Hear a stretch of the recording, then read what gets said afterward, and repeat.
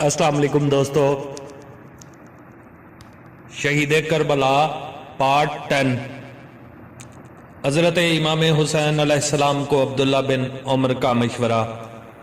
عبداللہ بن عمر نے امام حسین علیہ السلام کو ان بگڑے ہوئے حالات میں مدینہ ہی میں قیام کا مشورہ دیا، اور امام علیہ السلام نے ان کو مناسب جواب دے کر خاموش کر دیا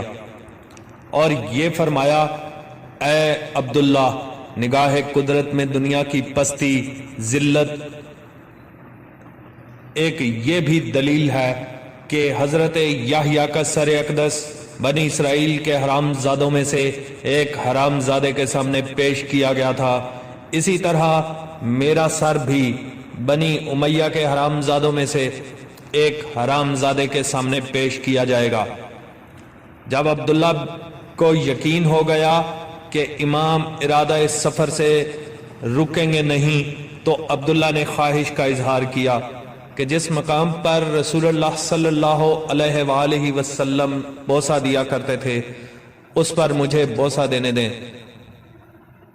امام علیہ السلام نے اجازت دی اور عبداللہ نے 3 بار اس متبرک مقام پر بوسہ دیا۔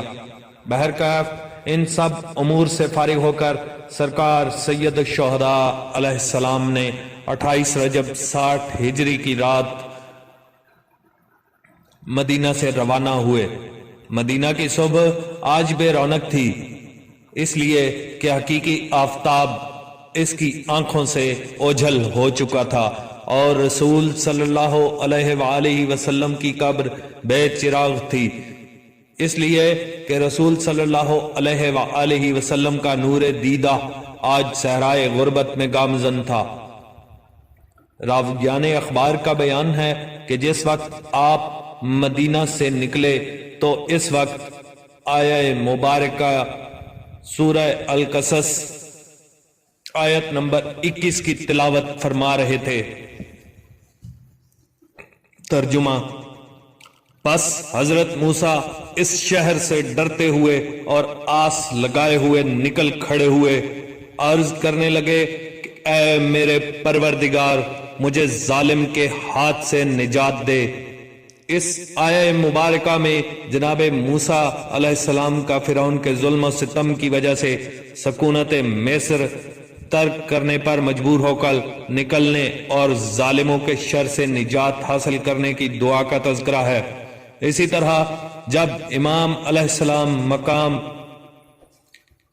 مکہ مکرمہ میں پہنچے تو سورہ القصص کی آیہ نمبر تلاوت فرما رہے تھے، جس کا ترجمہ یہ ہے، اور جب مدائن کی طرف ہو لیے تو کہنے لگے کہ قریب ہے کہ میرا پروردگار مجھے ٹھیک ٹھیک راستہ بتلا دے۔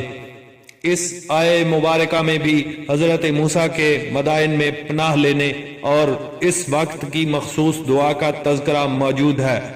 ان آیات کی تلاوت سے معلوم ہوتا ہے کہ کئی اعتبار سے حضرت سید الشہداء علیہ السلام کا یہ سفر حضرت موسیٰ بن عمران علیہ السلام کے سفر سے مشابہت رکھتا ہے۔